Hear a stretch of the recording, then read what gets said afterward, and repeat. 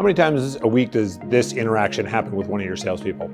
Prospect says, yeah, you know what? I'm really interested. How about you call me in 6 months? And salesperson says, okay, hangs up the phone, puts an activity reminder in the CRM to call in 6 months, and then leaves the opportunity in the funnel for some reason.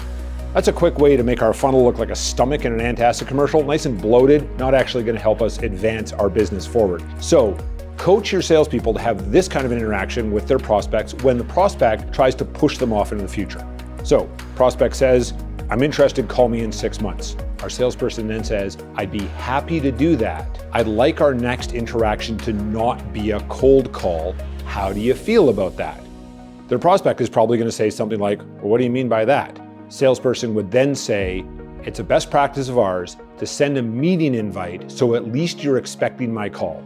If we have to move that connection in 6 months, totally okay, but at the very least, you're not going to have to take another cold call from a salesperson on that day. How do you feel about that? To date, neither us at Sandler Calgary or any of our clients have ever had a prospect say back, oh, I love taking cold calls from salespeople. Please cold call me in 6 months. They usually say, that sounds like a great idea. And the salesperson can then say, okay, get out your calendar. Let's find a date 6 months from now. I'll send you a meeting invite, and I'm only going to send you a meeting invite. You will not get a newsletter from us. Unfortunately, we have to say that last bit because our prospects are worried that if they give their email to a salesperson, magically they're going to be on a list and getting offers for things that they didn't want. Now, of course, if they say, I'd love your newsletter too, we'll sign them up.